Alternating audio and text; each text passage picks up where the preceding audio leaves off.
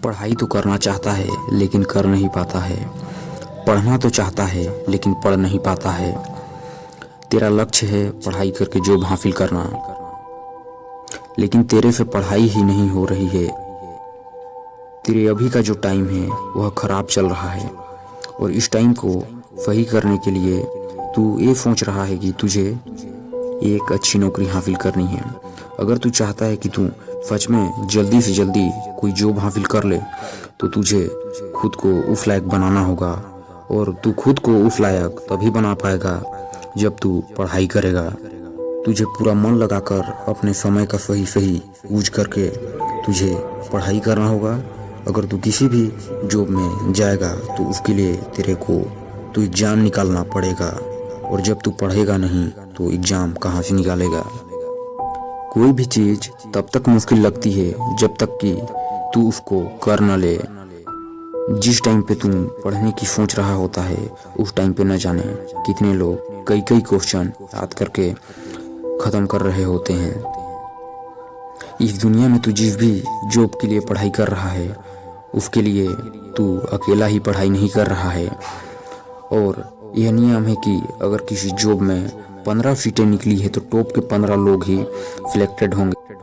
अबे तेरे को डिसाइड करना है कि तुझे टॉप 50 में आना है या फिर ऐसे ही एग्ज़ाम देके जॉब को हाथ से निकल जाने देना है। आज की इस दुनिया में जॉब में सिलेक्ट के केवल 2 ही तरीके हैं।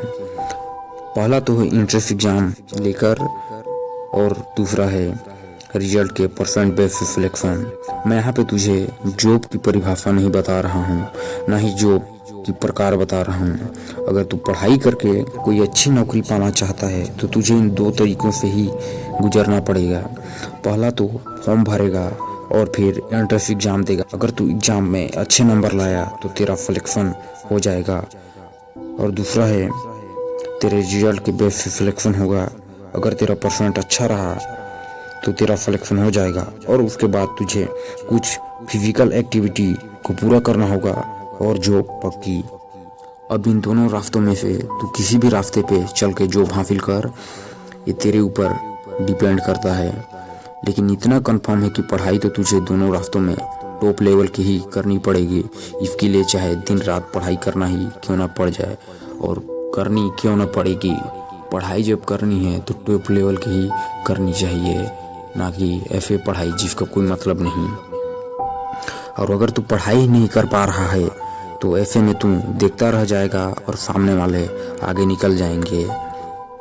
एक कहावत आपने ज़रूर सुनी होगी कि भगवान भी उन्हीं की मदद करते हैं जो अपनी मदद खुद करते हैं। तेरे को एक उदाहरण देता हूँ, तू ध्यान से सुनना है। किसी एग्ज़ाम में 100 क्वेश्चन आने हैं और तू उस एग्ज़ाम की तैयारी कर रहा है। अब एग्ज़ाम में 100 क्वेश्चन आने हैं और तूने 50 क्वेश्चन याद किए हैं। अब तू भगवान से बोलेगा कि मेरे 100 पे 100 क्वेश्चन बन जाएं, तो ऐसे तो संभव है नहीं।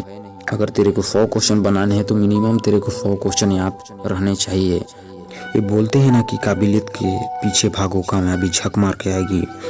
ठीक उसी प्रकार तेरे को भी ऐसा पढ़ाई करना है कि तू उस लायक बन जाए और उस जॉब को प्राप्त कर ले जिसका तू सपना देख रहा है, जिसको तू पाना चाहता है। ऐसा तू कर पाएगा तभी तू अपने लाइफ में सफल हो पाएगा, और यही है रियल सफलता।